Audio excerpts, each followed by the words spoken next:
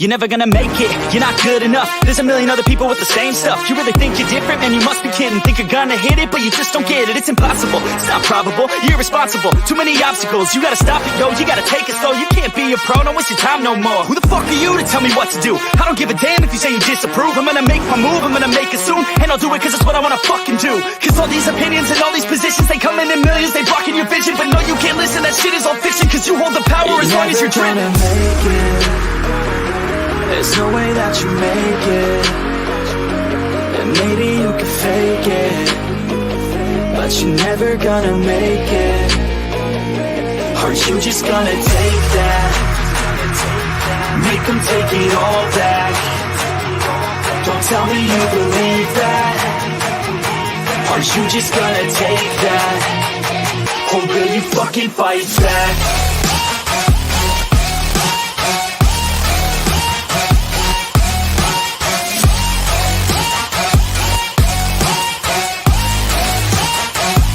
Well, somehow that broke and it didn't have my logo, so great intro already for an interview.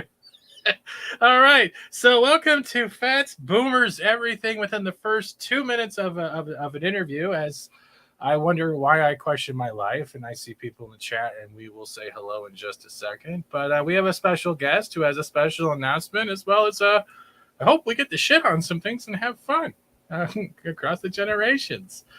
But before I bring the man of the hour out, I'm gonna bring the asshole of the hour out, and that's Stone Loki.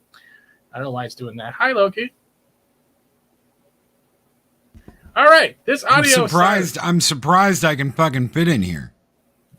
And Loki's been muted because it's another fat joke even on my own channel. That's great. At the end of his song, there you heard that was Steven backing up.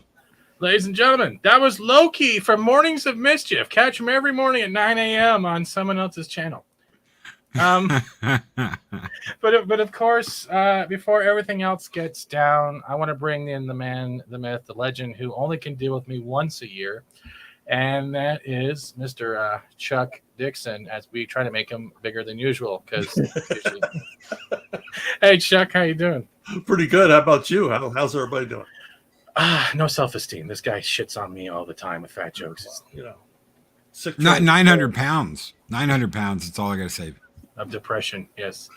And quickly, we got Socks Bulletins in the chat. We have Apollo Me's Minions. Hello. We got Mackany Draws, Arwen Avalon, and she's saying welcome, Chuck. Her sausages are global. If you haven't realized, she's an interesting person right there. Is that a euphemism? No, I think so, but she said it live, and it's been used against her every time. She's also has a ghost bathtub, and all of her forks are missing in her house. So it's kind of like we're starting a new campaign, like Carmen San Diego. Yeah. Other than that, hi, how you doing? Welcome to whatever the hell I was just talking about, and my messed up intro. No, good. Yeah, doing good, staying busy. Well, I hear you are staying busy, and you're. I'm in trouble. Well, you're the reason all our forks are missing, you fat bastard. Yeah, because I eat them with the food. That's right. Tico. But you've been pretty busy, I guess, the last year since we've talked. You got some special announcements you want to drop on. Has it been a year? It's been about that. When was Comic Book Roundtable? It's been that long. Yeah, because I was still in Missouri. I'm in Texas now, so yeah, I was still in Missouri. I hadn't moved yet. Didn't realize it was that long. You're always in my thoughts. Go. But I think we'll do a great segment now here right now. Happy May the 4th. Are you still enjoying Star Wars there, Chuck? No. No. I started losing. I was a huge Star Wars fan. I mean, no one was a bigger Star Wars fan than me. And I started losing it about the time the first Ewok showed up, and then the prequels. And then I couldn't believe it could get worse, but it has. So, yeah. You didn't like the Murder Bears, Chuck? No. I was too. So, I mean, I was like the little kid that was jumping up and down in the theater going, "Ah!" Yeah. You were the audience for that, a 2-year-old. Yeah. So I thought the Ewok was a reference to Kathleen Kennedy. May the 4th be with you. Hello, PJO. How you doing? That's us. What was that? But no, yeah, I agree. Star Wars has been a downward decline lately, and the miniseries where you're seeing on Disney Plus as well as our Marvel series are just not holding weight. And I think it started with WandaVision. Yeah. I mean, they're just, you know, as I said before to you guys off air, I mean, why do they go to the same 6 people in Hollywood over and over and over again to, you know, basically crap all over these things? You know, there's got to be better. I mean, you know, there's got to be other talent out there that could actually resurrect these franchises and make them work. I think it falls under the line that they're afraid that if they take another chance, they might not make the money. So they keep sticking with the same 6, but they're losing money at the same time. I think they're just going for the bare minimum now. Yeah, I mean, and these people, you know, they don't apparently respect or care about these properties to begin with. So. Yeah. But I don't want to depress anyone too much talking about Disney Star Wars. We'll get into that later. It's depressing enough on its own. You don't need our help. No, you don't. But there's one thing I wanted to ask. I know I had a bunch of things backstage while you looked terrified that I had a list of questions because you were not prepared. I'd rather you had a list than didn't have a list. No, I have a list, but it's usually from. Never mind. I'm not going to make that Schindler's joke. That was a bad joke. This is Fat and N. Yeah. FNN. I hate the desk. All right. I want to actually relate to this, though. Okay, so the way we're looking at the way, let's say in Disney, and we're seeing mainstream comic book movies adaptations in general, and you're saying that it's like the way it's falling and using the same 6. Is that anything like what you described? I was watching one of your live streams about the DC implosion. Is that kind of like the same thing in a way? Are we reaching another implosion factor when it comes to how they're pushing all these kind of like gender and politics and all this stuff in there? Is that creating like a secondary implosion, but across all mainstream? Yeah, I you know, because there's a similarity to the material. It lacks surprise and innovation and creativity because either they're pushing an agenda or they're just using the same old tired plot devices and plot frameworks over and over and over again. As you said, it's about conservation of risk. They're afraid to take a chance on anything new or different. But you know, you can't keep doing that. You're going to erode audience. And I've been saying for a long time that when this superhero cycle ends, it's going to end with a crash. Because when these cycles end, you know, when I was a kid, the spy craze, I mean, when it ends overnight. And then you're trapped with all these, you know, $100 million movies still in production that they know are going to be losers. Forgive me for not remembering this person's name. He was one of the editors over at DC Comics. He said, the reason why we are not creating new characters and we are pretty much rewriting the history and the point of the characters we have is that it takes too long and there is too much effort put into creating something new. So we are going to take the classic characters everyone knows and loves and change them, like what they've done with Superman and Jonathan Kent, what they've done with Batman, instead of creating something new and vibrant that takes time for the audience to get to know and get to love. We're just going to change the old stuff because we need it out and we need it out now. Yeah, well, it takes time. It also takes creativity, intelligence, imagination, and hard work. Like they said, you know, they don't have any of those things. So no, they don't.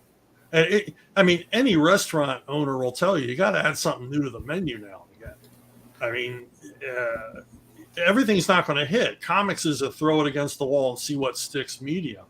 But, you know, you got to take a chance now and then. I mean, in the 80s, it was Swamp Thing and the Vertigo line and all that stuff. I mean, that was a risk that DC took. But it paid off for them, you know, and kept them going for a while. But you can't keep rebooting, retreading the same characters over and over and over again. You got to look for something new, and you know, try to find new readers. Hey, how about a new genre other than superheroes? But you know, they don't. They like they said, that just takes too much work. That's so hard. But what's the problem is they have a whole B-class line of heroes, whether you're looking at Marvel or DC or any other comic book company, that they're not even touching, like even the like Icon and stuff like that, or Static Shock and trying, or Booster Gold, bringing these people up like I would love to see just like a new run on Bane that's not like honestly, if I see one more Jonathan Kent, hey, guess what I did with your cape? The inlining is now every of the alphabet community. Grant Morrison and is like, have you heard Green Lantern is now Green Pantern because he's technically pansexual? Just because the guy dates aliens, have you noticed the aliens are still female forms? That doesn't make it pansexual. And I'm sitting there going, it's like, but like they take this and they're just running with this crap. Yet you have the whole backlog of history of unknown characters not being touched. Like Challengers of the Unknown. If they brought that up and made that a series, it could be a great occult, like Constantine Dark style with X-Files and A-Team thrown in. And they're not doing anything with it. And you could have something great. And it's like we're not seeing livelihood brought to characters that already exist. And they say it's too hard, then why aren't you touching this? And does that bother you at all when you see that?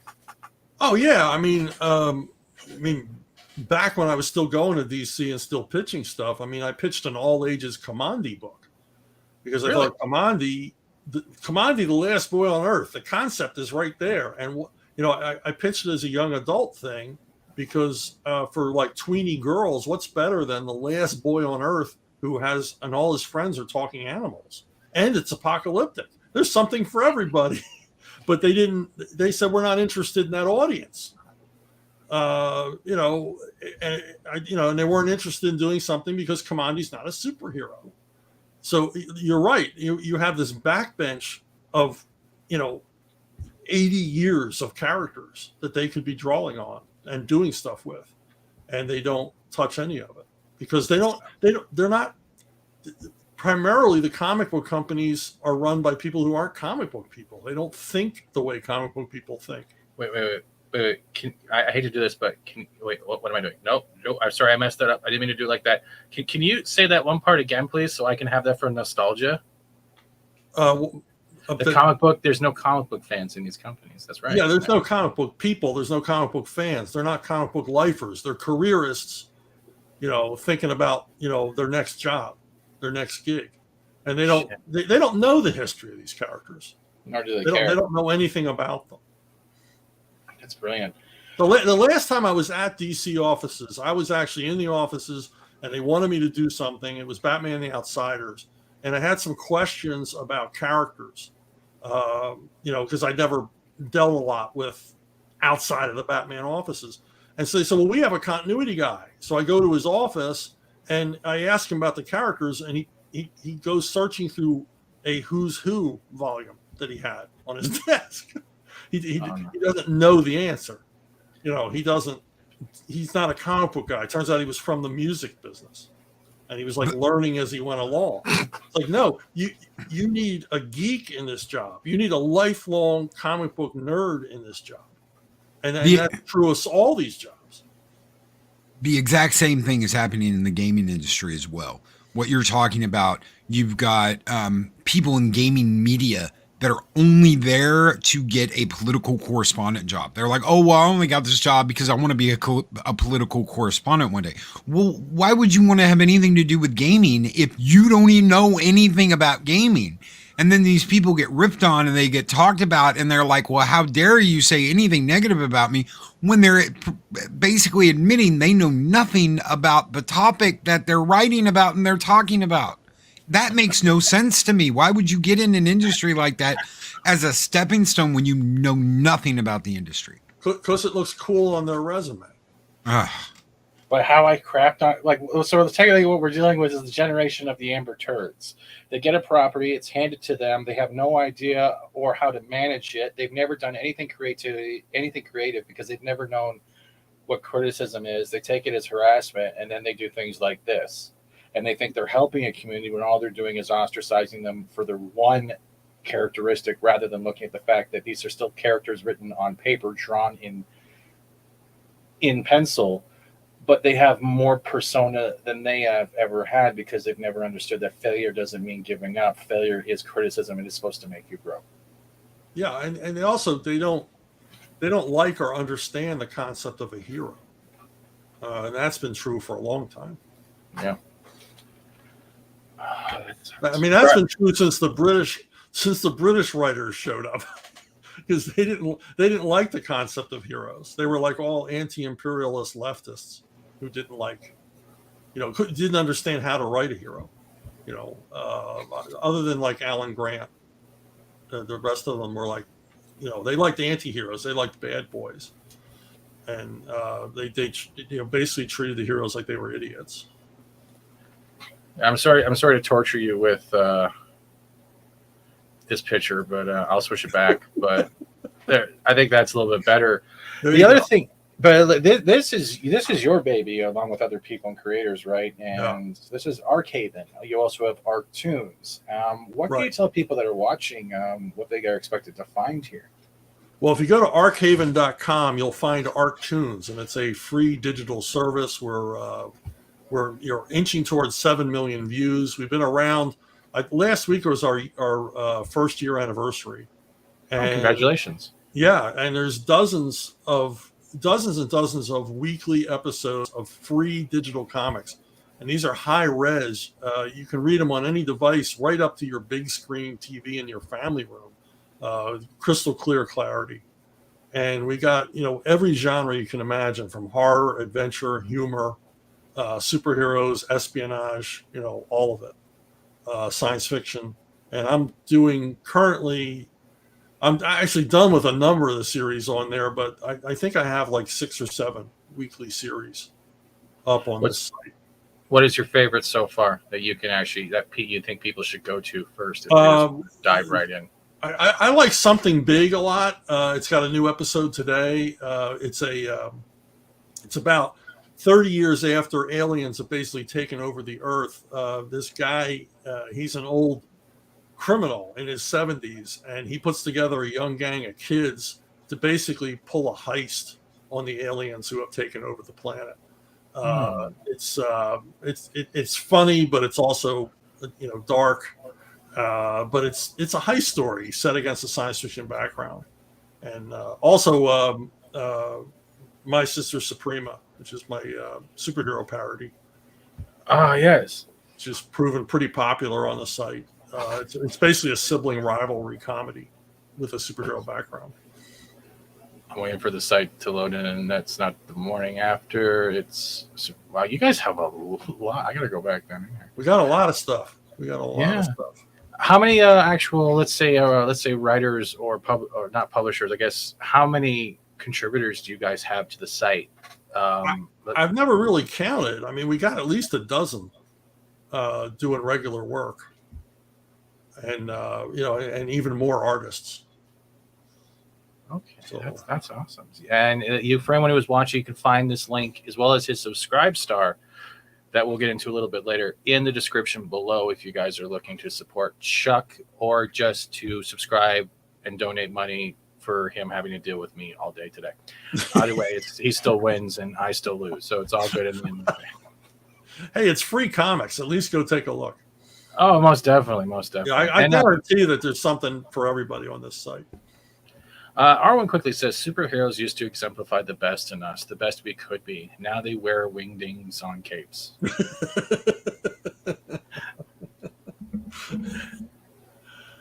Yeah, I mean, superheroes are I hate to break it to adult fans because I'm an adult fan myself, but they're childhood wish fulfillment figures, and they should never stray very far from that. Because the whole beauty I found with superheroes, they don't even have to be superheroes. Heroes in general are villains, is because we were able to look at them and realize we might not ever have those capabilities, but it doesn't mean we couldn't strive for those capabilities. It didn't have to be like saving a city from an asteroid. It could be for just protecting your brother or sister or the neighborhood kid that always gets bullied on, or it could be just picking up the trash. But from those good deeds, it built up this hero aspect of where you wanted to go in life and what person you wanted to be. Comics, films, animations, anything like that. We're supposed to create that type of, well, I guess if it's males, toxic masculinity as they call it now, or being strong and beautiful, having a female form and proud of it, is toxic femininity, and that's the way we're looking at it right now. And I think that's why they're trying to make all comics in general flat as a board, games as well, because they're trying to take away the uniqueness of a human being and replace it with the Brie Larson effect, which is a board of wood that just doesn't like hateful comments on her YouTube channel. That's a different story. I'll get into later. Sorry. Yeah, but I mean, what they end up with is bland content. Yeah. They've taken everything out of it. Out of probably the most vibrant medium in entertainment is comics, because comics are an immediate experience. We don't have time in comics. We don't have the real estate in comics to slowly engage you. We've got to engage you with every panel, every page, every caption, every word balloon. Has to delight, entertain, amuse, whatever. And they just don't seem to understand that at all. These things are just boring as hell. There's no craft whatsoever. I mean, I could understand if you want to push an agenda, if you do it in an artful, interesting way, engaging way, but they have no idea. They have no clue how to do that. It's like they've lost the format when it comes to, say, Star Trek or TNG or anything else. It's the layered format. You're not pushing it on people. You're trying to make people think for themselves by actually having to go back and look through. That's the best thing about comics. If you miss a word bubble or you misinterpret it and then you're seeing the ending and you go back through it again, the story changes because it's not your mind's eye, because you're going from bubble to picture. You're not getting the whole context of what's going on. And that layer system has been lost quite a bit. It's turned into a Michael Bay format. Bright colors, bright explosions, hard shaded lines, but hardly any dialogue of like personality. No. And the dialogue is, and this has been true for a long time, the dialogue is interchangeable. The characters don't have a voice of their own. They all have the voice of the writer. And there's no attempt to make, individuals out of the characters. And the thing is, what you said earlier about how, kids respond to these characters, I was always conscious of the fact that, comic book superhero readers in particular project themselves on these characters, and you have to leave room for that. So you've got to be more, leave the characters open.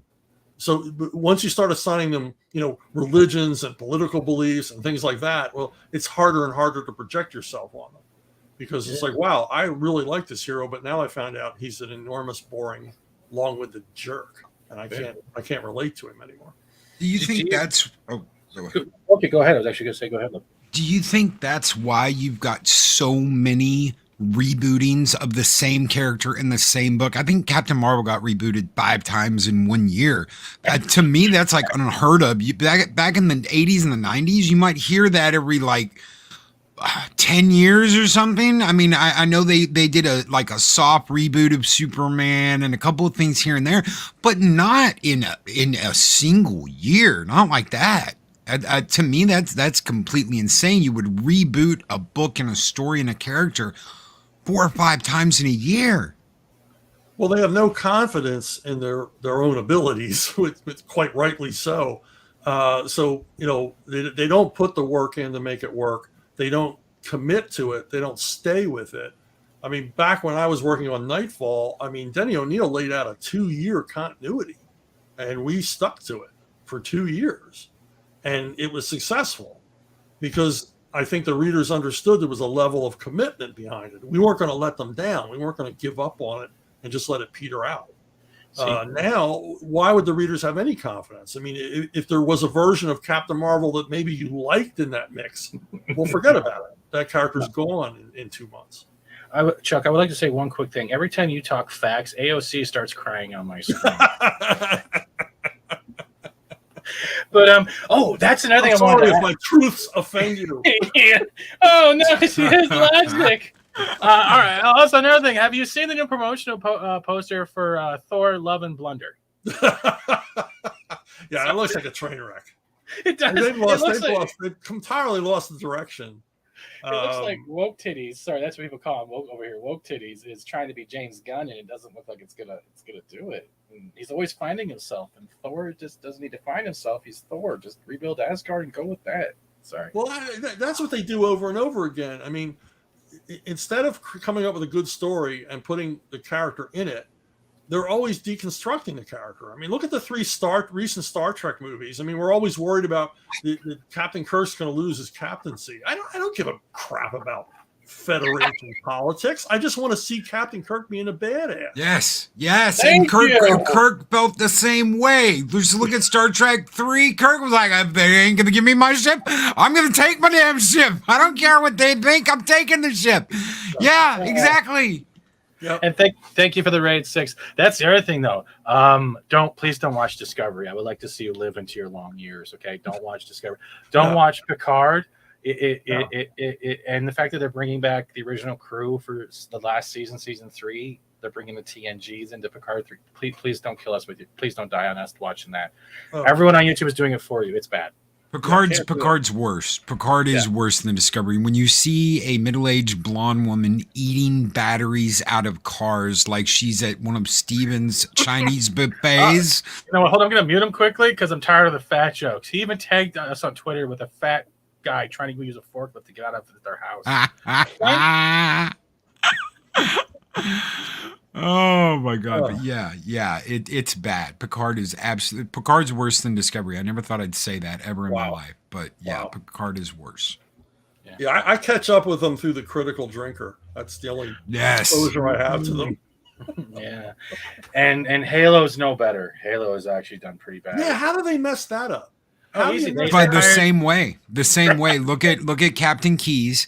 Captain Keyes is now a POC black man, and look at what they've done to Captain Robert April. They look almost like the same person. It's the same creative team. It's the same people pushing this. We have to do this, and it shows. It's just a repeat of everything they've already done on these other shows. I mean, I have never played Halo. I know nothing about Halo. All I know is I love the imagery of Halo. Yeah. And it's like, how do you not just take that image? I swear, without knowing anything about Halo, I could write a better Halo property than why aren't you writing it. You just take that imagery and just run with it. It's a sci-fi war movie. Just do that. Chuck, right now you can hear Loki salivating a little bit. Oh yeah. Try. It's like Warhammer. I know nothing about Warhammer, but I want to see a Warhammer movie. The other day we got John, who I will not call Master Chief because he is not the Master Chief. We got John crying and having a breakdown in a hallway. This is the guy that radioed Admiral Halsey in the second game and said, "Permission to leave the station, sir." Why, Master Chief? To give the Covenant back their bomb. One of the greatest lines in gaming history. And he's having an emotional cry breakdown in a hallway and shaking and can't find his feet. This is what they've done to the legendary Master Chief. They took off his helmet in the first episode. Master Chief has never taken off his helmet. It's all the same franchise. And the same thing is, none of them have played the games. And they even admitted this live in an interview. I'm like, and you're Master Chief. Well, I got to run around on this huge plastic armor that weighs about 60 pounds. You never played the games, though, so it doesn't matter. Same creative team, though, that did Halo are the ones doing the stuff in Paramount. So you've got your CBS with Picard, Star Trek, and you got the same creative team doing Halo. It's the same problem. It's the exact same problem. Yeah, they keep going back to the same people over and over and over again, and they're creatively bankrupt. And they don't give a damn about these properties or the fans. I mean, why would you piss on the fans of a property?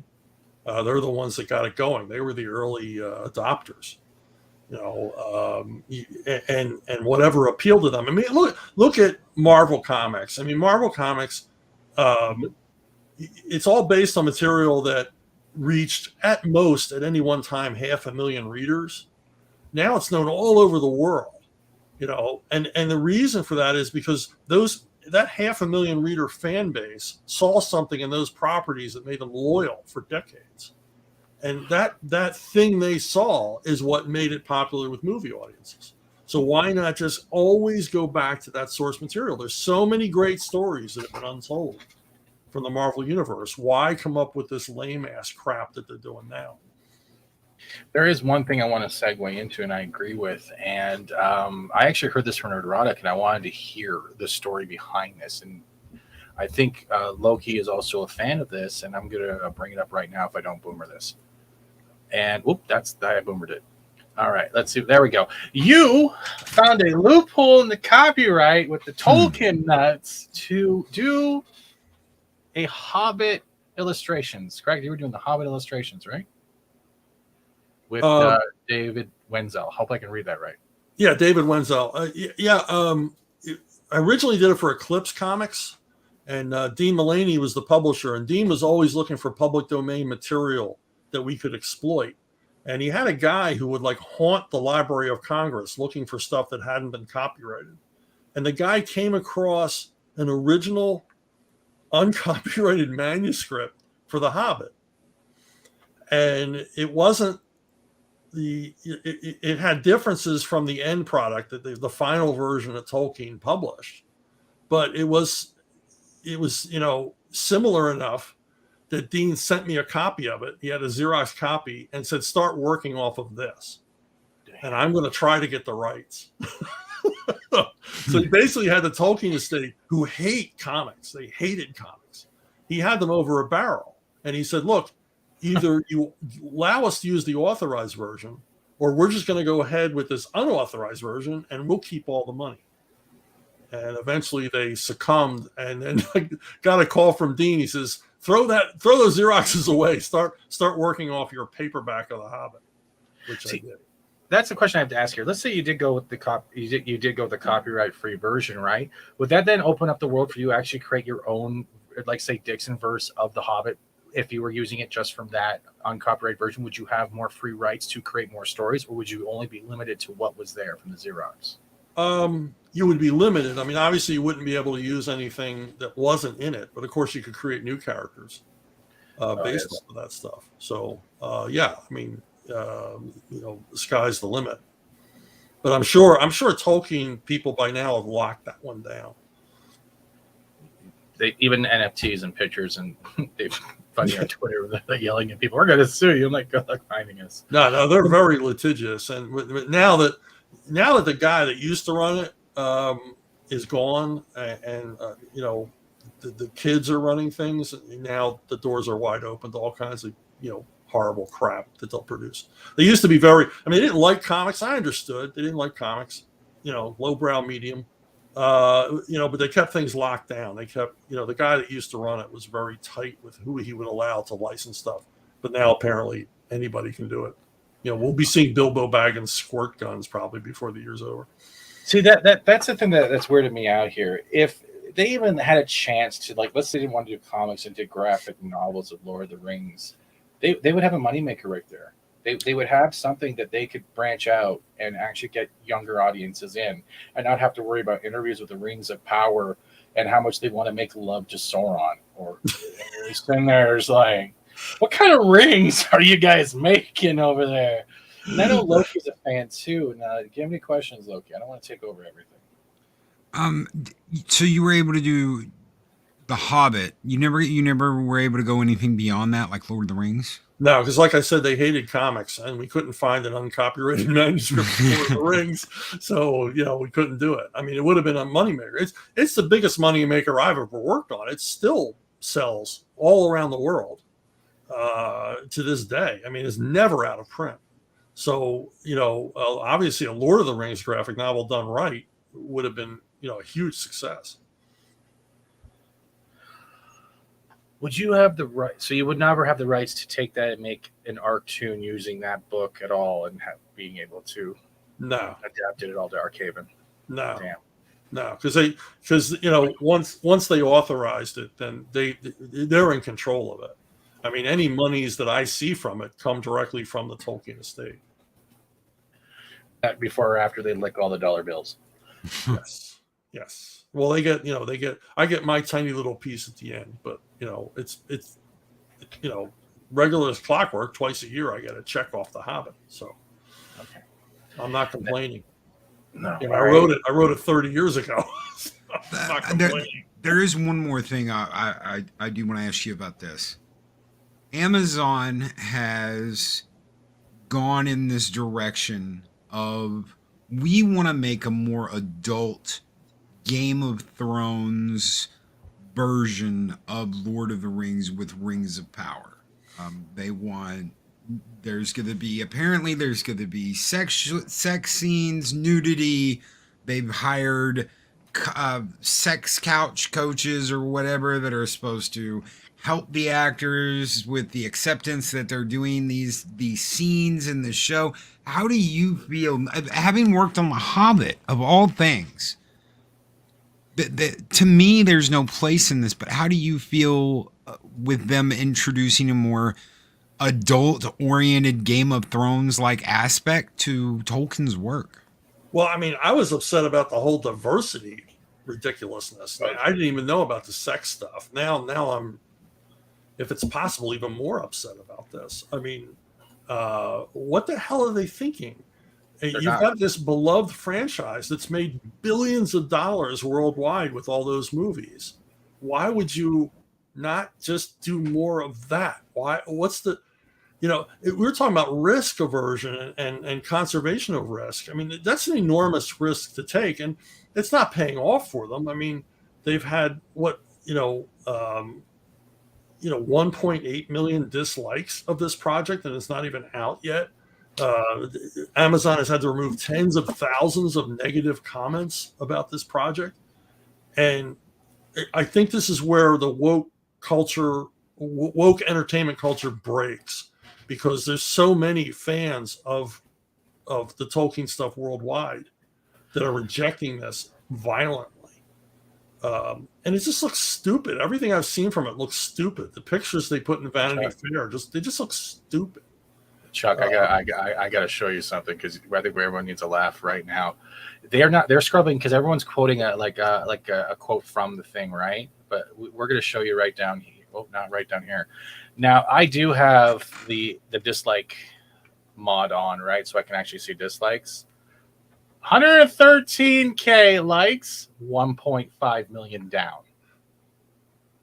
Yeah. And that is on the trailer. You're right. They're dwarf. Oh, look at me. I'm right there.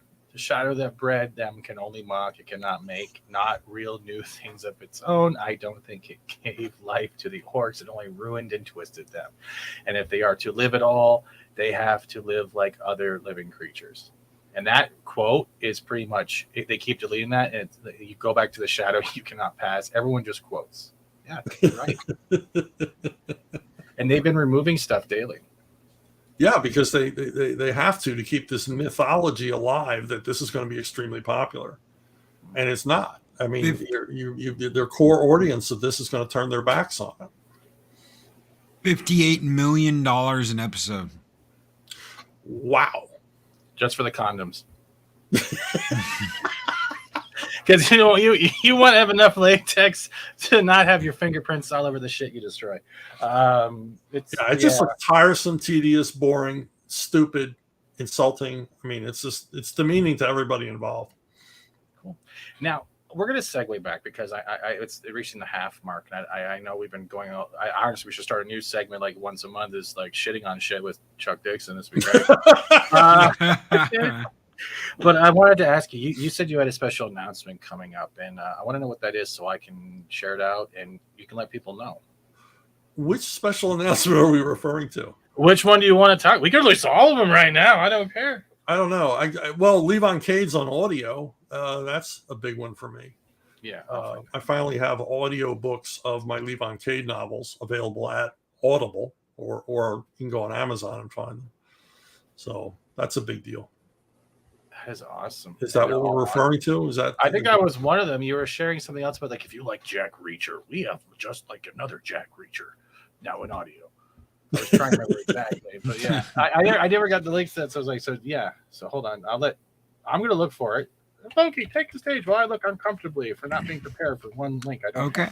I do have a question for Chuck, and he knew this was coming. Recently, Marvel has, and you worked on Punisher, which is why I wanted to bring this up. Recently, Marvel has removed the skull, one of the most iconic superhero symbols from, Superman has the S shield, Batman has the bat, Punisher had the skull. That's always been the Punisher symbol. And now it's this weird tusk looking Mandalorian-like symbol. And I'm just wondering, how do you feel about them just going, well, you know what, that's inappropriate now. A skull is inappropriate.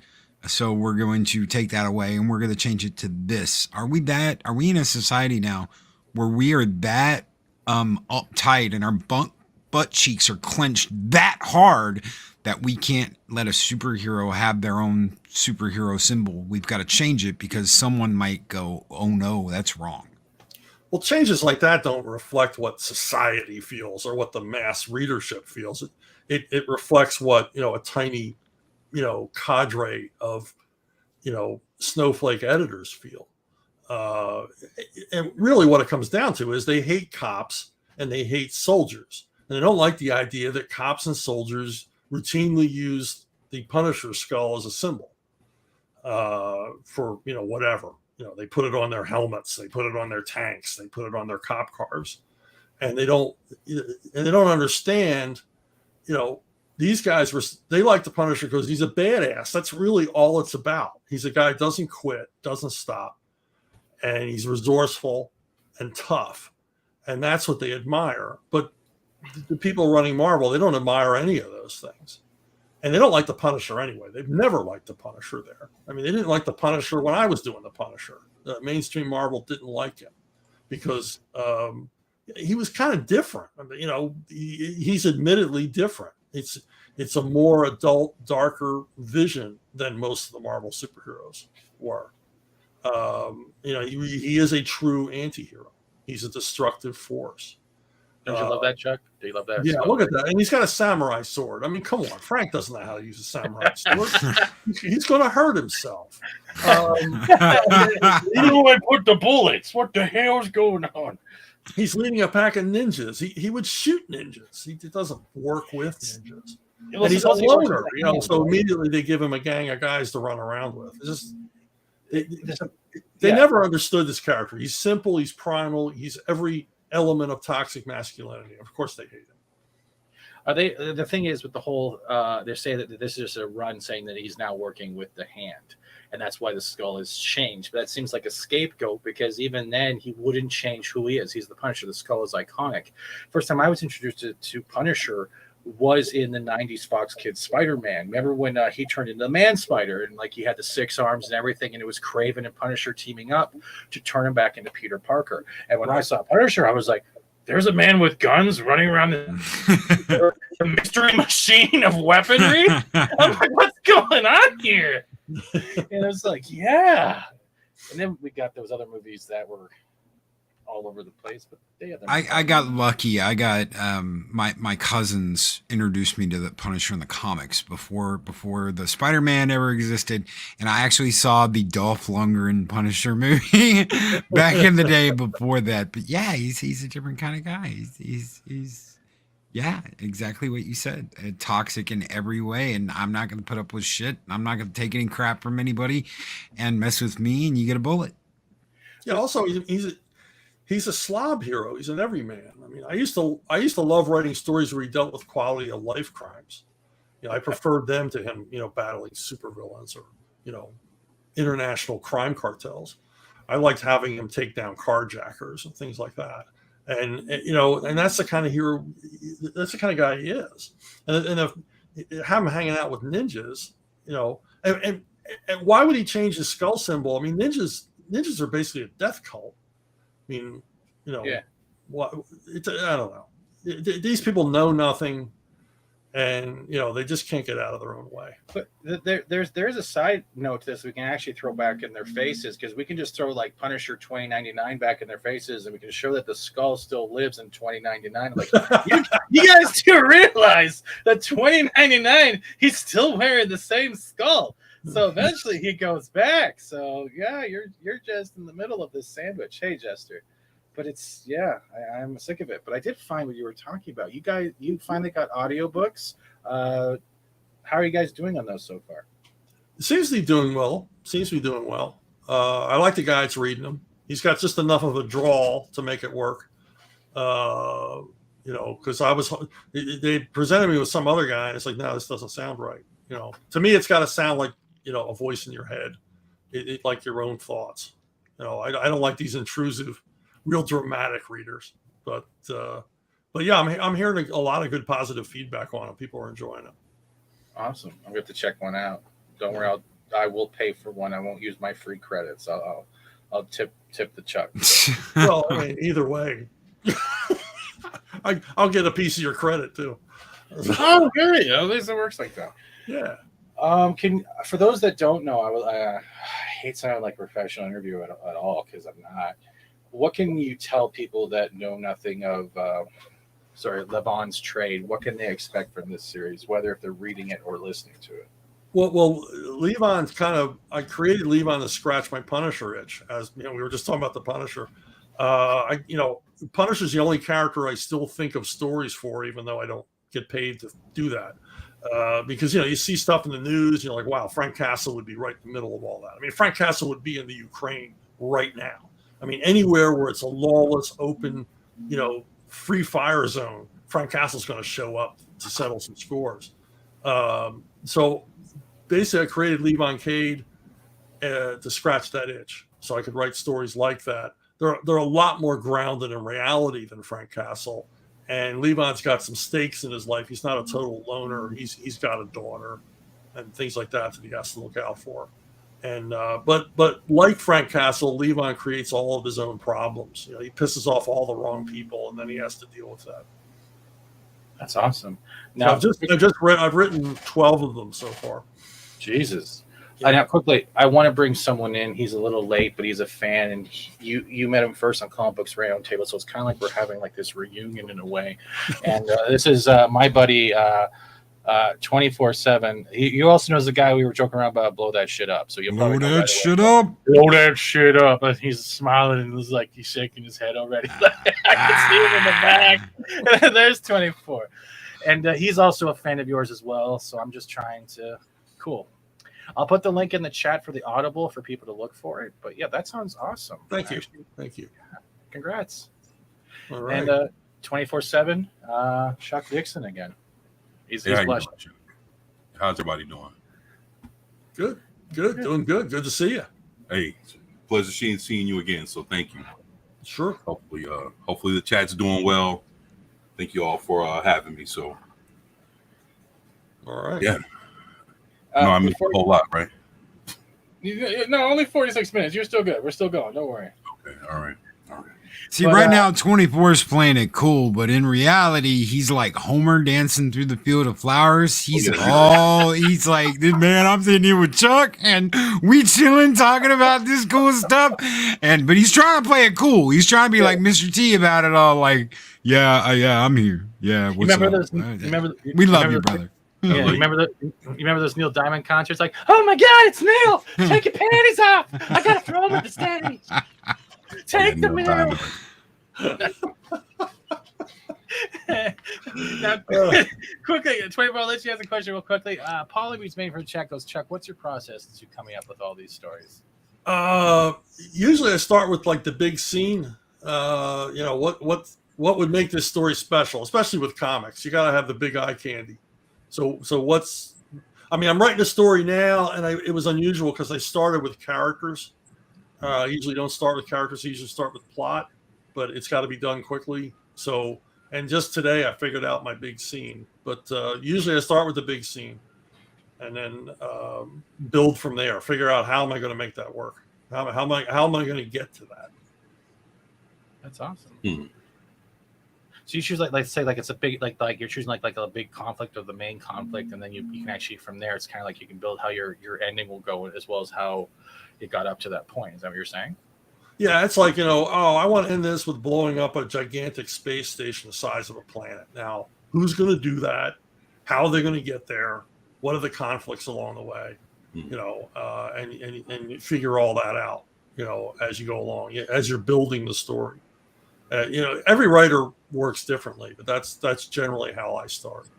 And then once I have my opening, I'm flying. Once I figure out how to engage the reader at the beginning of the story, then it's all, racing to the end. That's awesome. I mean, but novels are different. Novels are different because it takes longer, and there's that long middle passage, and then the downslope. When everybody's together and the killing starts, and then now it's easy. That's pretty cool. I don't do short stories anymore, but that's pretty awesome. So yeah. I'm gonna let 24 ask some questions before he fangirls, but I know he's a huge fan of your work and he's blushing already. I appreciate that. Yeah, actually, I had a question kind of in that realm. So I was wondering, like, if someone wanted to learn your writing style and how you your writing process, is there anywhere they can go to in order to learn that from you?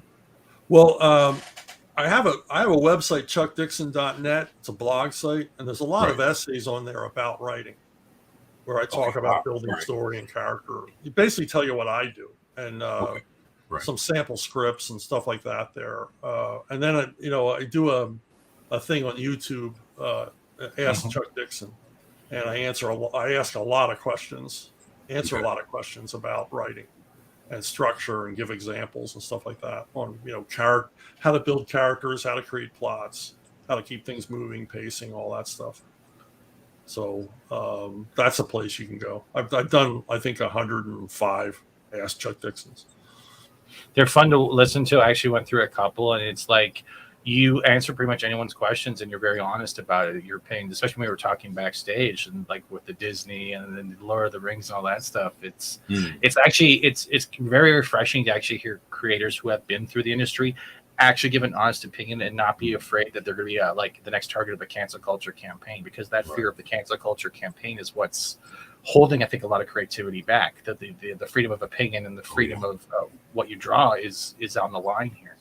Well, I mean, I've been blacklisted, shitlisted, canceled. I mean, oh wow! But it doesn't matter, because if you don't pay attention to it and you just keep rolling on, right? I'm stealing that. The caravan moves on. I'm stealing that. Blacklisted, shitlisted, whatever it was that you said. I'm stealing it. Cancel. That's copyright. Cancel. I mean, they can't cancel me now. I'm working for people who just don't give a shit about any of that stuff. Right. I'm straight. Yes. Yes. There you go. And for those wondering, this is chuckdixon.net. Oh, you have the same phone as I do. Awesome. Yeah. Getting the battery out of that. I'm in Florida. All I get is robocalls all day trying to sell the insurance. Oh, dude, mine's the same way, but I usually answer them live, and I'll start using it direct. Like, hello? They're like, you want to buy duck cleaning? You clean chicken? And I just and they're like, no, sir, clean ducks. No, clean chicken. And they yeah, I either answer in German, or I start talking about Jesus. And then take it off. Oh shit! I saved that one for the door-to-door ones. Like, have you found Jesus? No, come on in. Help me find him. I think he's behind the counter.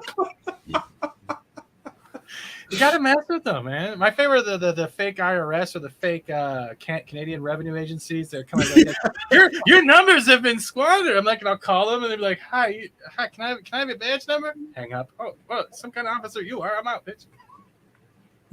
I love them so much. There was a question in the chat, though. I'm glad. Hey, Dork, we see you.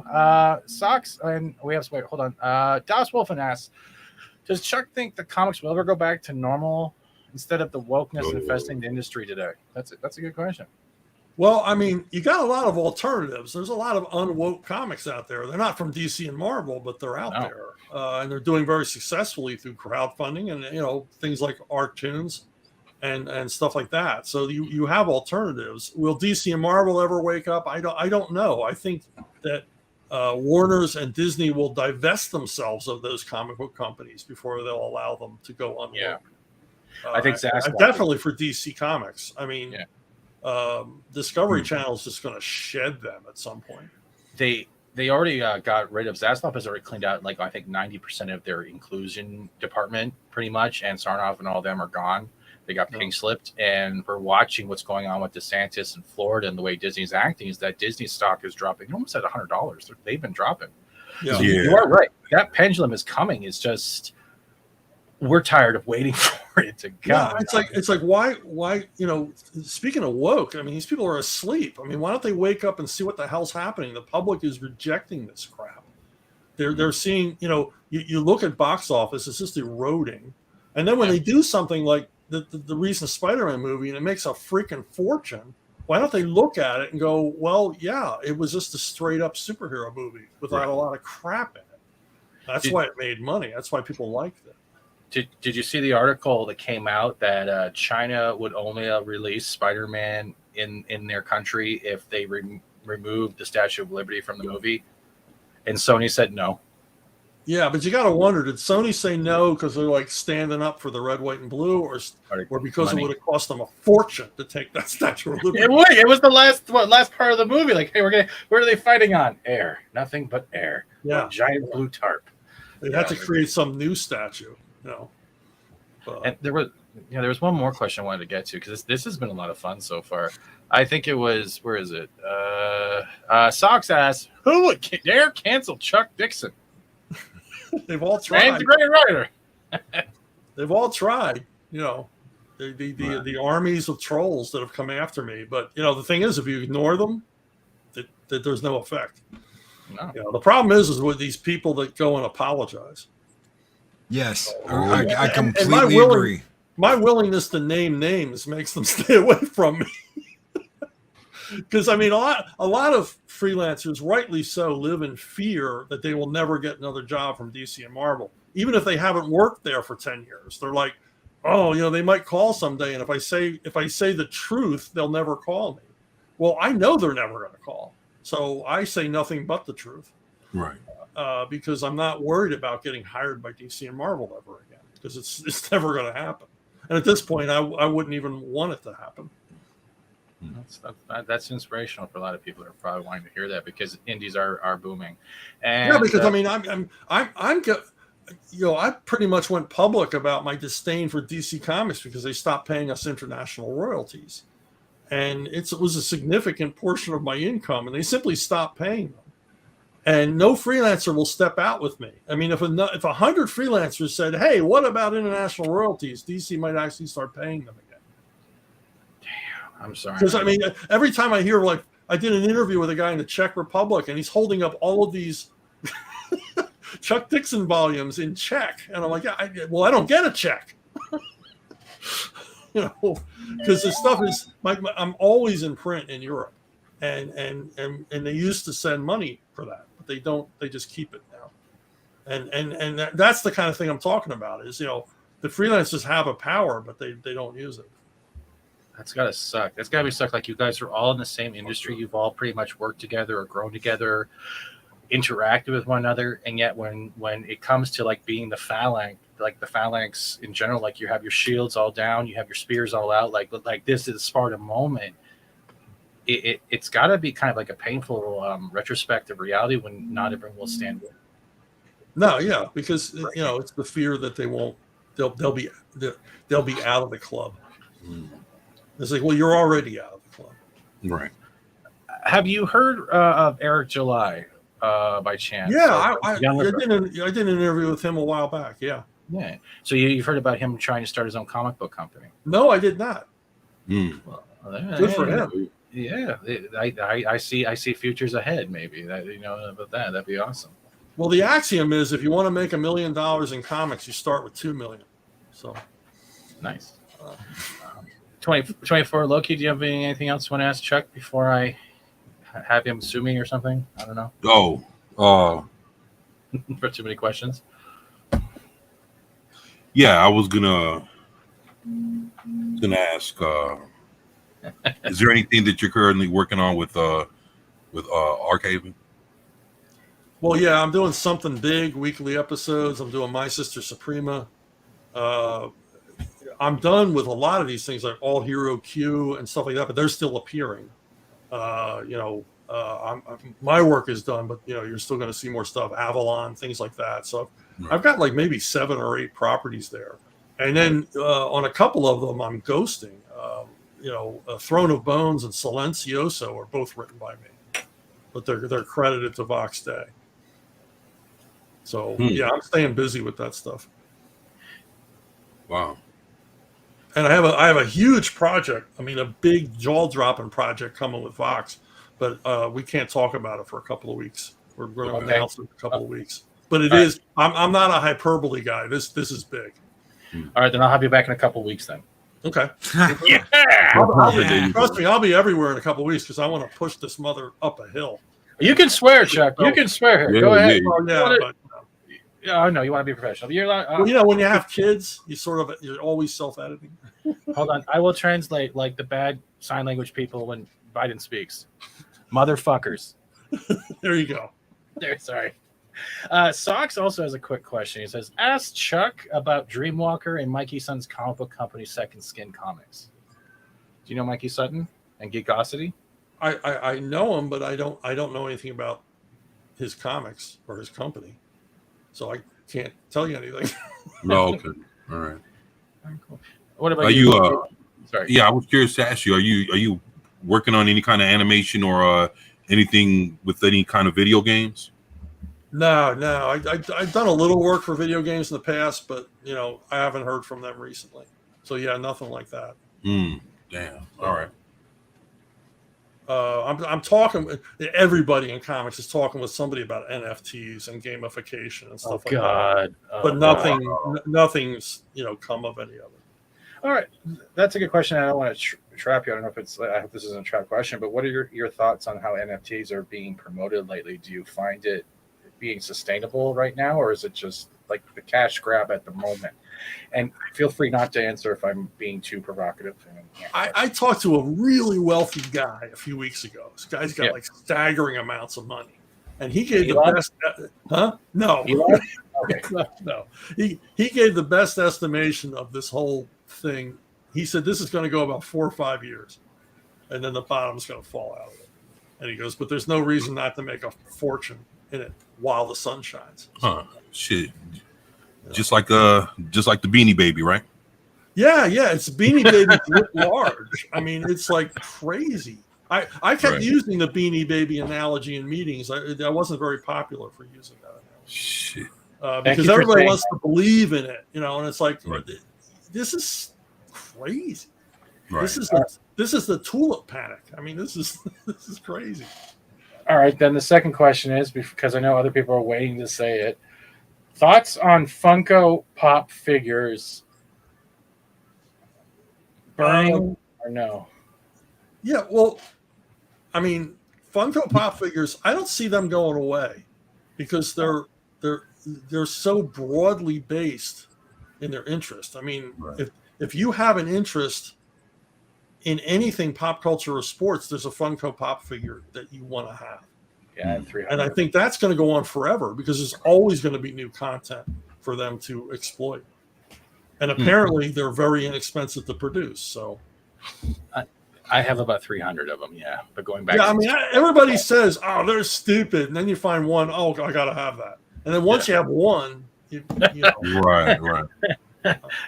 Clobby will be so disappointed that Funkos are not coming. Yes. Damn right. Yes. Hey, Chuck, I was wondering, I seen something that happened just the other day. I was looking at an article, and it was talking about I guess a new Teen Titans comic book that's coming out, and they gender swapped Raven. What? Made her a guy. What? Bonding in the Comics even has an article on it. I was going to ask you, what did you think of that? And it was interesting to see how this. Yeah, I mean, you could look it up, man. They have Raven's a guy in this comic book, and they switched. I don't know. Just want to know if you've heard anything about it or what you think of it. I haven't heard anything about it, but generally the gender swapping, race swapping, all the rest of it is just it's creative bankruptcy. Right. It's they just don't have an idea. I had an idea years ago when I was first started at DC that I wanted to bring back Hawk and the Dove. But the idea was that Hank, who was Hawk, had grown up and gotten married and had a family and lost the powers of being Hawk, and his brother, or whatever his name was, Don, he had lost Dove, right. And he ends up in a life or death situation where basically just him and his daughter are captured by terrorists. Right. And he just falls on his knees and just begs whatever power it was that gave him that power before to give it back to him so he can save his daughter's life. And not only does it give it back to him, but it makes his daughter Dove. Oh. And to me, I say, I'm gender swapping, but here it makes sense. And I thought it would be the first father-daughter superhero team. Right. And they have the same arguments that he had with his brother, all those things. And I thought it fit. It was the 80s, and it fit the time period perfectly. So if you have an idea like that, I'm all for it. Right. But to just simply do it for the sake of doing it, to basically get hits on clickbait, no, because it's not going to sustain itself. It's not going to last. Plus, you're pissing off an awful lot of Raven fans. Yeah, right. Yeah, and you go, it's right there. That's Plus, that artwork looks hideous. I know it does. Yeah, no, it does. Look at that. That's Robin, right? Oh, yeah.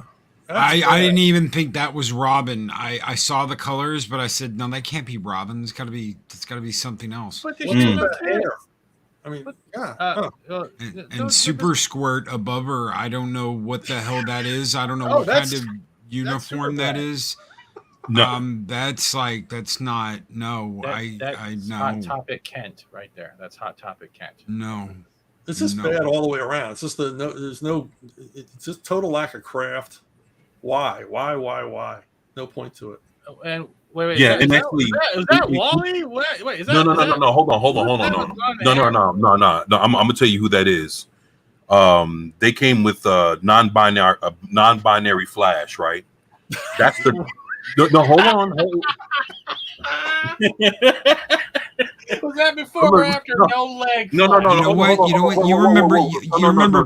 Check. No. You didn't either. That's their non-binary Flash. No, there's no bullshit. You being real. There's non-binary Flash, and what you wouldn't even believe is that this is the fastest Flash out of all of them. Oh, of course. Okay, so the blonde hair, they stole that from Ruby Rod in Fifth Element, and that's the limp version of Ruby's hair in Fifth Element. Oh my God. But I'm just telling you that's when I read up on that, that's yeah. The other thing that's messed up, I've also noticed. What did you think when the DC Future State came out and they were introducing Flashes that were so fast, but they had no legs? This is the stub version. Yeah, I remember that. Legs are hard to draw, I guess. Liefeld has problems with feet, I think. So, Yeah. Well, every starting artist has problems with feet because they don't want to draw feet. Feet are boring. Yeah. So you have to learn how to draw. You have to learn how to draw feet and old people and children and trees. Content. Now, it's hard. It's hard being an artist. No. I want to ask you a serious question. Let's Loki. You had something that I cut you off with. Yeah. What? Oh, I thought you because you didn't know if you finished your sentence earlier or not. Oh no, the thing with the pompadour. That's Ruby Rod. Corbin Dallas. That's croquet contest. Yeah, that's just immediately what I've thought of as a limp version of that hair. Yeah. Okay. Oh yeah, that's yeah. Now I want to ask you this: Are you a fan of Wheel of Time? No.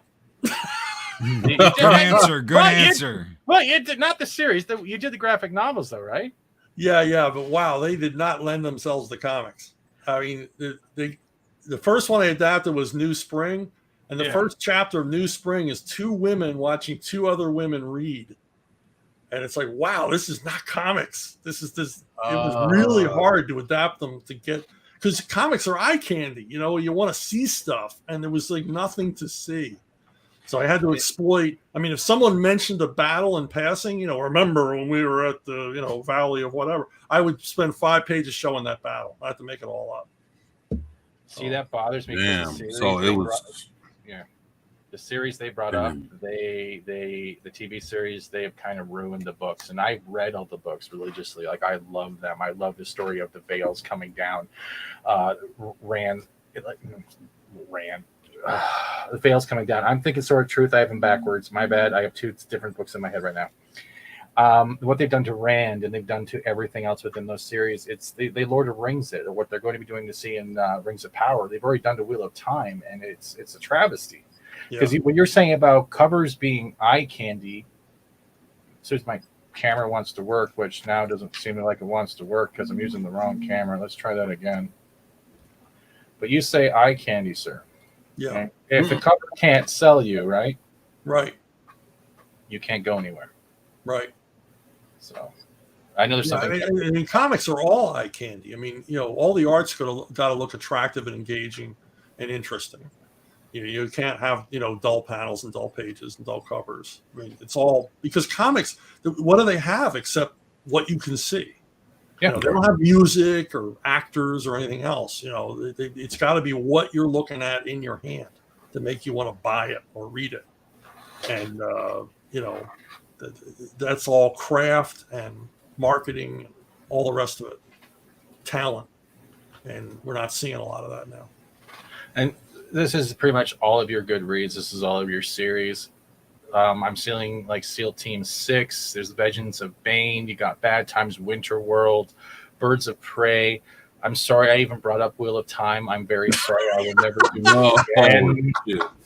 G.I. Joe, Snake Eyes. Are you're friends with Larry Hama, right?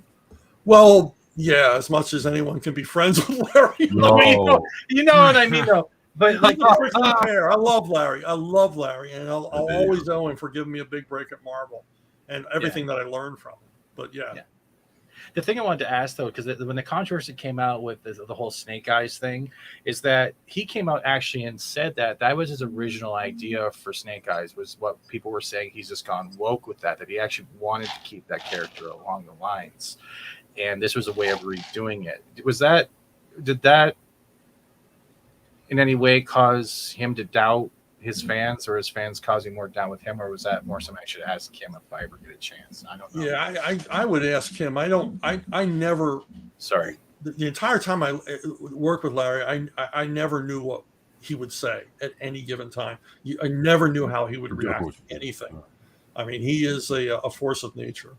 So I don't know. I can't give you his reasoning. I mean, I knew enough about him and understood him well enough to work on G.I. Joe and know that I was doing a job that he liked. And he even told me that mine were the only G.I. Joe comics he read that weren't written by him. Well, that's a high standard. That's awesome. Because I understood it was about loyalty and the military brotherhood and showing the military in a good light and all that stuff. I understood all of that. And I haven't read Airboy, but I've heard some good things from some of the streams I've watched when people are asking about it. What can you tell us about Airboy? Well, Airboy was a Golden Age character published by Hillman Comics. Okay. And he sold like Batman and Superman. He sold huge numbers. Really? Which was a good thing because back in the 70s when I was haunting comic shops, you could find Golden Age Airboy comics for like $2-3 because there were so many out there. And so I became familiar with Airboy. And he's a World War II aviation. He's, this bratty kid who has this plane that flies by flapping its wings.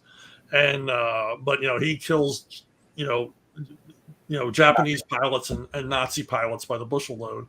It's that kind of stuff, real rah-rah, patriotic American stuff. But it always had a horror element to it, too. They're always creepy characters that were his villains. Well, one of them was Misery at a flying graveyard. Really? Makes no sense, but, it was cool. And then in the 80s, Eclipse wanted to bring him back because it was public domain. And they were looking for a writer, and I just happened to be visiting Tim Truman when they were talking to him about it. And he said, well, Chuck's an Airboy fan. I was probably the only Airboy fan working in comics at the time. So I got the gig. Wrote a whole lot of Airboy for Eclipse. There we go. I feel like I've been talking too much.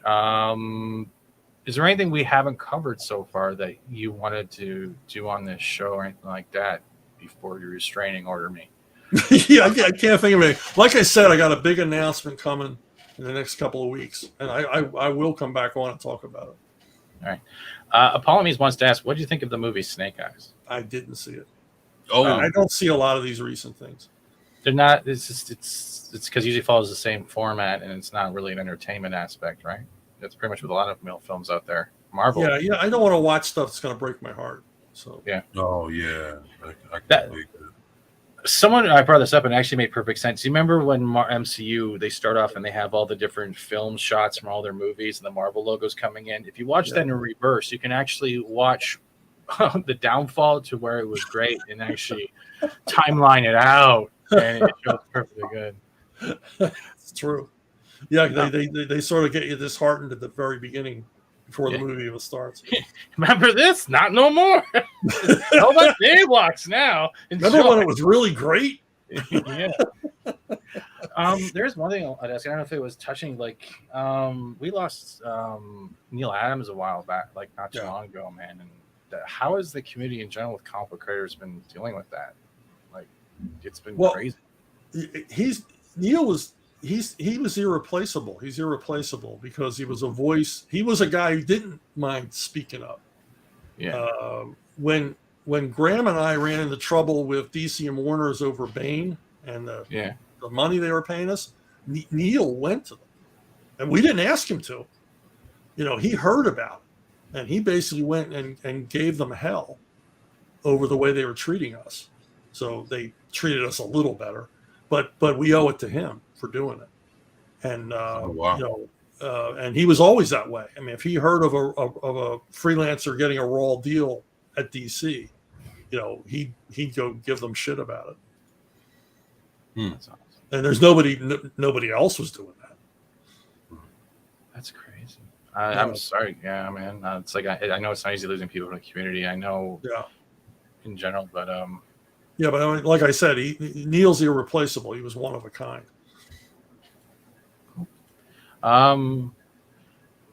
So can we look forward to a no-leg Bane in the future by chance? No. Bane's always going to have all his parts. We're going to see his entire physicality whenever he shows up. So no non-binary Venom in the future? Nothing like that? Yeah, well, who knows? I mean, they gave him a daughter. Where'd that come from? Oh, how's that turning out? Because I haven't heard anything since the announcement of the daughter. Yeah. Well, that's the thing. You don't hear anything after the announcement because nothing happens after the announcement. The whole purpose of creating the character was the announcement. So, cool. So let me ask you this: even what about Bane being part of the new Harley Quinn? Like he's a zombie now. Oh, is that what they're doing? Right. I mean, right now he's actually a zombie. He's a Task Force Z, and ran with him, Man Bat, Jason Todd.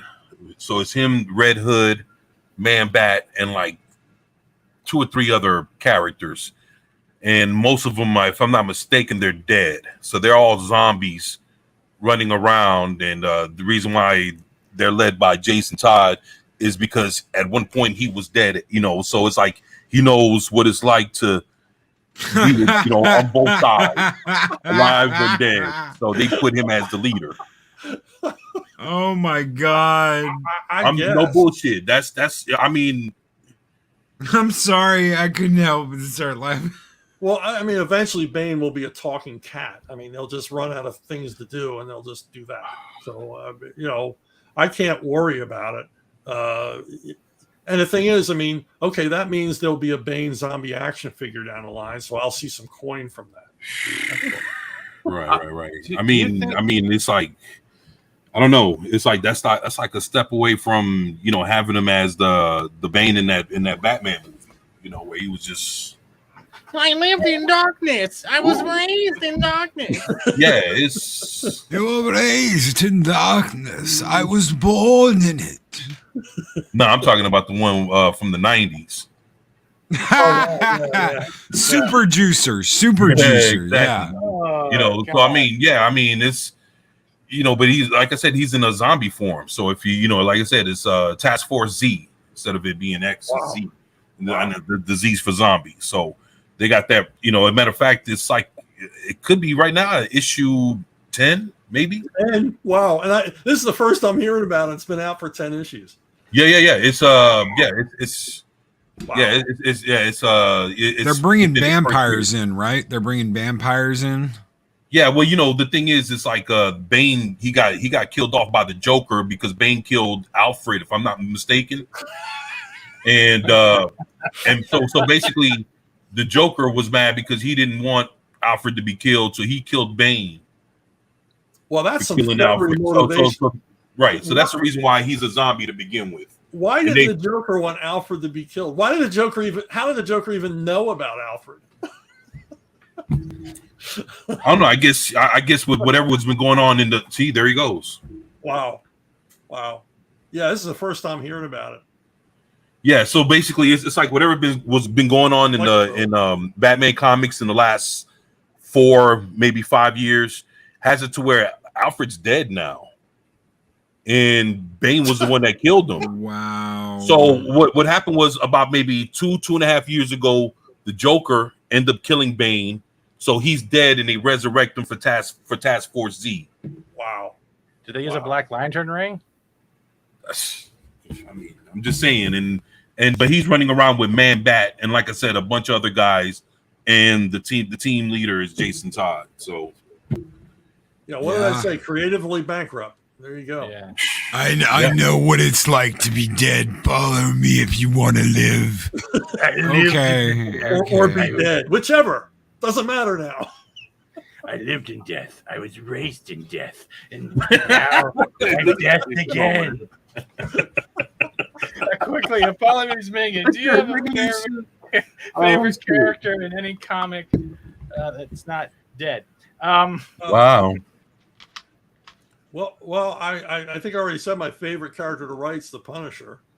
But yeah, I mean, I guess from when I was a kid, Spider-Man had the biggest effect on me.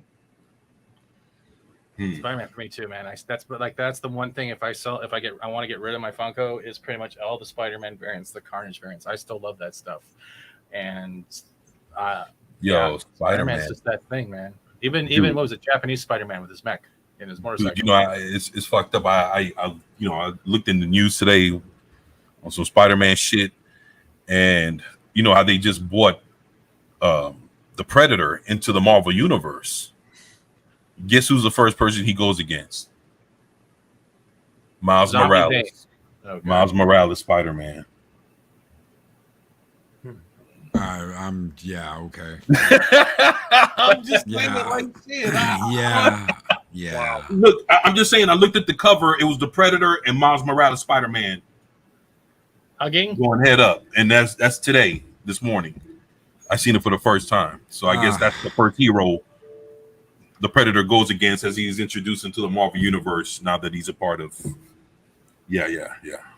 Okay, so we went from Batman and Superman to Miles Morales. Bane. So this is a fascinating question. Pops, another great channel, says, is there any character from Chuck's time at DC he did not enjoy or want to include? Well, I always avoided Firestorm at any cost. Just characters just didn't interest me at all. The Nuclear Man? Yeah. I didn't like the look. The look, just, I don't know. Right. Guy with his hair on fire all the time. It's like, I guess he'd be popular now because everybody's. No, they canceled Legend of Tomorrow. No, they canceled it. Same with Batwoman. They canceled that too. Well, he'll be back as a zombie. That's good. Yeah. But yeah, I can't think of any DC character because even if they give you a character you're not familiar with, it's a challenge. I said in an interview once that my least favorite fictional character of all time was Scooby-Doo. And the Scooby-Doo editor assigned me a Scooby-Doo story. She basically threw the gauntlet down. Says you have to write one now. And I ended up writing like 5 of them. So I ended up. I found something I liked in the character. Basically, fixed what I didn't like. Did you turn him into a zombie by chance? No, I never turned him into a zombie. You know, it's funny. You say you don't like Firestorm, and I've seen like maybe a couple months ago they have Team Firestorm, like where it's the white Firestorm with the black one, and there's like a third one, and there's like a Firestorm family where it's all the Firestorms, and they've all got this other identity in their head. So there's like 6 of them, even though you only see 3. I mean, wow. Well, you know, if I'm not mistaken, the one factor was always the professor, wasn't it? Yeah. Yeah, but I seen that they have a team book where, you know, 3 different versions of Firestorm are like united.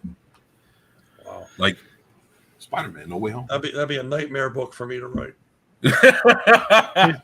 Please don't do it. Don't save them. Let them fall. You know that character right. you don't like? Well, there's 3 of them in this book. Oh wow, yeah, wouldn't that be something? That's like saying, "Oh, here we're giving you the Bane property back, but you can only do it in My Little Pony format." I'm out. Fuck that. No. Oh man, God, but no, dude, this has been awesome. Damn, Chuck, I'm sorry, man. I feel like I just ruined you, your day with all kinds of bad news and shit, man. I was going to hear it eventually. And like I said, I'll see some, coin from an action figure if they do one. Right. And 24, you didn't ruin nothing. We started this talking about Disney, dude. Yeah. about Star Wars, because today's May the 4th. So you didn't come in. No. Oh, okay. Yeah. Appreciate it. Yeah, they're going to ruin everything we love eventually. They already are. That's the thing, though. Yeah, they turn it from, we're seeing what our childhood was, what our creativity or imagination was, and it's now just a platform to tell us how bad we are. Yeah, I mean, things are so bad. I've been binging episodes of Rawhide because it's like they can't change this. MASH. I've been watching. I'm just getting to season 11 of MASH. I've been watching all the episodes of MASH lately, and you're right. Yeah, you can't change that. I just go back to anime. Fire Force has been pretty much one of my good ones. Black Clover. Picture Fire Force. The world had a great cataclysm, and then you have these different tiers of generations that can control fire. They're fucking pumping these, man. All right. Oh, they're gonna ruin that too. They're gonna. Yeah, I ruin know. The X-Men, the animated series. Yeah, I know, right? Yeah, it's like, that's sad. There is one thing though, and I'm surprised. Is you remember the old Cops series they had back, I think, from the 80s, and they re-released it in the 90s. Why has no one repicked that property up to make like an actual comic of that? Because that seemed something that could overtake and bring back as nostalgic property. Well, I think they defunded them. So. Oh, they defunded. Oh! I got that now. Oh, okay. They defunded my Cop series. Yeah, I like that. That's a good one. Yeah, I like that too. What you gonna do? That series, the animated series. Yeah. He's talking the cartoon. Yeah, I know. But the song still works. No, it doesn't. They're the black police chief. No, it didn't work. Their cat was black. It worked. I met Dr. Bad Vibes. I know. But I have a serious question though, because I've been eyeing this for a year. When can I have your statue collection, and how much will 24 pay for my shipping? They're all mine. Okay. I'm gonna have a pyramid built. Take them all with me. And besides, dude, they're not edible. Oh yeah. This is Loki's last time on this show ever again, that's for sure. But no, Chuck, honestly, like everything we've gone through today, like it's been awesome, man. And like I appreciate all of this. It's still fun as hell talking to you, because you're gonna, whoever watches this on the replay, I hope they get inspiration to even just reach out to you or catch one of your ads, Chuck Dixon's, because more creators like you need to start doing that. You do. Well, thank you. I appreciate it. It's always fun hanging out. Oh, you know it. And not gonna lie, I opened up the conversation in the back room going, "Hey Chuck, have you lost weight?" And he was like, "No." I was like, "Oh, okay, you just got a bigger Hawaiian shirt to trick all of us." Oh shit. And I didn't mean it rudely, but yes, look. No, I understand. You're trying to compliment me, but like I said, I just moved my camera. So. Oh, okay. I was just trying to kiss ass. I was just trying to do what people in Hollywood do, and I'm just not good at it. Hey, did you have some work done? Yeah. You look fantastic. Your eyes are closed. Oh, no, they ain't. No, I swear I can see all of you. Oh man. So I'm going to pull up your Subscribe Star quickly, because I know you want to promote that as well, right? That's where I think you do a lot of your funding as well. Yeah. If I'm right. Yeah. Well, I'm trying to do a lot of my funding there. So how's it working out? Pretty good. I mean, it's, I'm reaching out through social media, so of course it's slow. It's like pushing a rock up a hill. But it's I only have the one tier, $5 tier, and if you subscribe, you get some goodies. Signed comics, stuff like that. I've got a special limited edition 2-gun trigger. Whoa. It's 2-gun trigger postcard that I'll sign on the back. Two Gun Tigger, back when I wrote kids' books, I wrote a Winnie the Pooh word book, and I managed to slip in Tigger's great-grandfather, who was Two Gun Tigger. And so I got to do an armed Winnie the Pooh character. He's armed with 2 vintage Remingtons. So if you go to Subscribestar in your first goodie package, you'll get a signed postcard along with a bunch of other stuff. And then I've been sending out digital goodies as well. Yesterday I sent out the Birds of Prey 1943 master file. It's a unpublished issue of Birds of Prey. It's set in 1943 and it's done in the style of daily and Sunday comic strips done in that period. Ooh. And it's never been published. So I sent out a master file to all the subscribers. That's awesome. Wow. So and I'm gonna do a lot of stuff like that. And basically this helps me with the YouTube channel and helps me pay artists on the various projects I'm working on. You see that, guys? 17%. So you can buy more Funko Pops. Let's get that up there. There you go. Bring it in. There you go. And I'll make it worth your while. You're going to get more than $5 back in goodies. So that is awesome, and I wish you all the best. And I would love to have you back in a couple weeks when you're able to announce that project. I'm going to be all over the place with this project because I want everybody to know about it. And how hard it is to get the word out on anything. Hopefully with Elon buying Twitter, things will level out more. Oh, dude, you have content for days. If you ever wanted to write a new project for ARKtoons, just call it The Meltdown, and you just quote craziness from Twitter and be like, the multi-billionaire has bought a social platform. Heroes everywhere. Don't know what the fuck to do. It's been great. Or honestly, they need to go up against. They'll need to rush Dave Chappelle's stage, as we were talking earlier, and have his whole crew attack him down because that man not only got disarmed, he got dislocated. And yeah. And you get Chris Rock up there. I don't know if you saw the clip. Chris Rock's like, "Was that Will Smith?" Yeah. Perfect moment. It was. And he's like, "Oh yeah, man. Like I've had a great time with you, man. And I can't thank you enough for coming on." Sure thing. Sounds good. Have me back. Anytime, man. You have an open invitation here, and I'll try promoting some ARKtoon stuff in the future. All right. Channel. All right. I appreciate it. If anything else, Loki or 24, do you have anything else you want to ask Chuck before we wrap up? Yeah, I do. What's that Hawaiian shirt you got? That like a large, X large? Because Steven wears circus tent. It's a 2X. Oh, I'm 6'3", so. Oh, you're like my size. Yeah. I'm like 6'4". Yeah. I'm 6'3" also. Yeah. There we go. That's everybody's tall. None of us have to bend over for hugs. We're good. Do you have any? Are you going to any cons in the future or anything like that? No, I'm not doing anything this year. I'm so busy with writing, I don't have the time. And then I just said, okay, not till 2023. So have you offered to help finish off the Games of Thrones book everyone's waiting for? By I haven't gotten the call. But, I wouldn't want to have to dive into that. What is with that? Just sit down and write the damn thing. It's like it was the best of times. It was the worst of. Oh, cheeseburger. Okay. That's you on a Saturday, Stephen. Okay, you know what? The fat jokes, I will crush you. I am on top. I guess don't make me get the forklift. I guess though that's the curse of money. When a writer makes that much money, it's like, why am I bothering? Just spend my money.